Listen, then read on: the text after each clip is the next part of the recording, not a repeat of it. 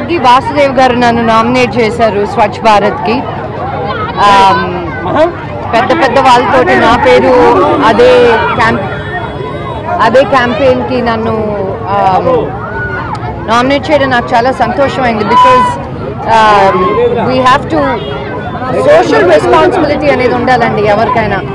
మా నాన్నగారు ఎప్పుడూ చెప్తూ ఉంటారు, మన ఇల్లు ఒకటే సువాసనతో ఉంటే కరెక్ట్ కాదు, పక్కనుండే ఇల్లు కూడా బాగుండాలి, లేకపోతే అక్కడ కంపు కొడుతుంటే ఆ కంపు మన ఇంటికి వస్తుంది అని.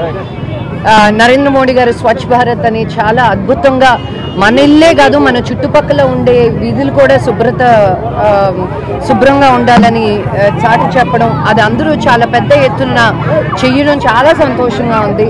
మొన్నే మా నాన్నగారు తిరుపతిలో చేశారు స్వచ్ఛ భారత్, చేసి నన్ను నామినేట్ చేశారు. సో నేను ఇక్కడ నేను ఈ గవర్నమెంట్ స్కూల్ కూడా చాలా హెల్ప్ చేస్తున్నాను. మేము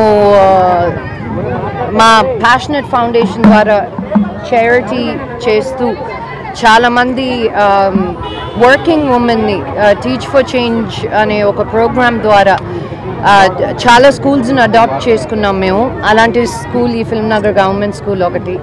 so I hope more people, నేను ఒక్కటే చేయడం కాదు, చిన్నపిల్లలతో కూడా చేయించాలి, వాళ్ళకు కూడా ఒక మోటివేషన్ అనేది రావాలి, వాళ్ళకి దగ్గరగా పరిచయంగా ఉన్న నేను వచ్చి ఇలా చేద్దాం అంటే ద స్టూడెంట్స్ వాళ్ళు చాలా ఎక్సైట్ అయ్యారు. So it's a great feeling to do some good.